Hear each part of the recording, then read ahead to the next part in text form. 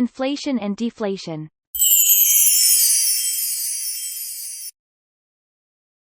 Hello learners.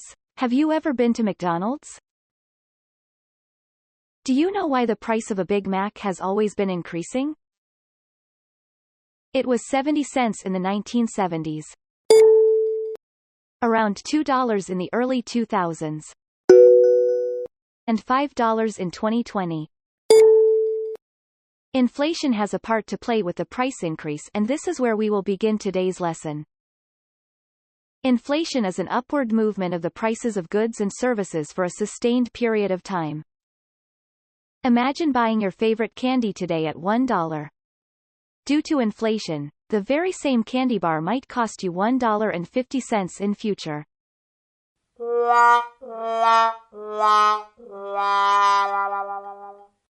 This means the price has increased over time. So, what causes this sneaky inflation phenomenon? Firstly, an increased demand for goods and services. When the demand for goods and services outpaces supply, this pulls up the level of prices. But that's not all. Increased production costs can also contribute to the rise in prices. And thirdly, sometimes the Federal Reserve creates more money than the economy really needs, and that excess cash flow can lead to higher prices.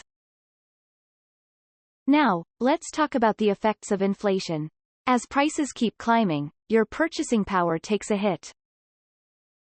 That means the 70 cents you once used to buy a Big Mac won't get you very far now.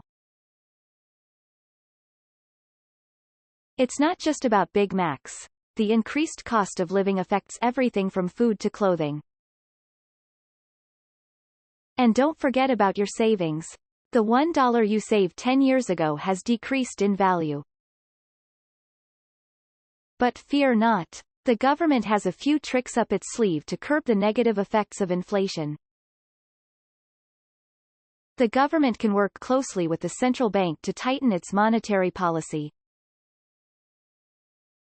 This includes increasing interest rates, reducing the money supply, and raising reserve requirements for banks. These measures help reduce the amount of money in circulation, which can help control inflationary pressures. Additionally, the government can adjust its fiscal policy to reduce excessive government spending and manage the budget deficit. By reducing government expenditure and increasing taxes, the government can lower aggregate demand and restrain inflationary pressures. And if an overvalued currency is causing inflation, the government can consider a more flexible exchange rate policy. Allowing the currency to depreciate can make exports more competitive and reduce import demand, which can help control inflation. To boost the supply side of the economy, the government can implement policies to improve the supply side of the economy. This can include investments in infrastructure, promoting research and development, and removing barriers to business entry and competition. But hey, what happens when prices go in the opposite direction? That's where deflation steps in. Deflation is a general decrease in the prices of goods and services over time. Imagine buying a video game console today for $300. In the future, due to deflation, the same console might cost $200. This means the price decreased over time. So, what causes deflation? Firstly, a decreased demand for goods and services. This can happen during a recession, when there is high unemployment and workers may even have pay cuts. This leaves less money in the hands of the consumers.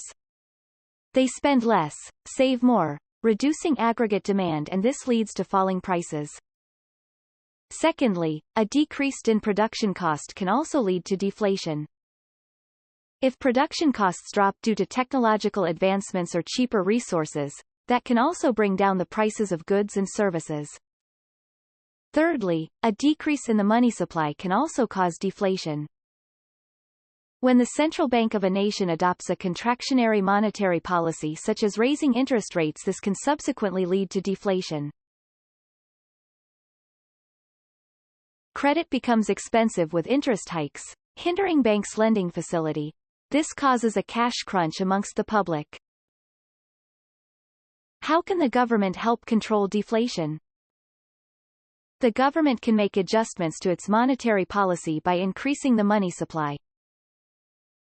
This can be done by buying back of government securities, cutting down short-term interest rates to enhance banks' lending and reducing bank reserve requirements. The government can also use an expansionary fiscal policy to stimulate demand. By injecting money into the economy, the government will create jobs, increase consumer spending, and boost demand for goods and services. Thirdly, let's not forget about supporting struggling industries and businesses. The government can provide assistance to struggling industries or businesses through subsidies, grants, or low-interest loans. This support can help them maintain their operations, prevent job losses, and encourage consumer spending. By targeting specific sectors facing decreased demand, the government can mitigate the effects of deflation. Thanks for joining us on this wild ride through the world of inflation and deflation. Until next time, stay curious, keep learning, and keep an eye on your piggy bank. If you would like worksheets or a lesson plan that tie in with this video, please visit my teaching store in the link below.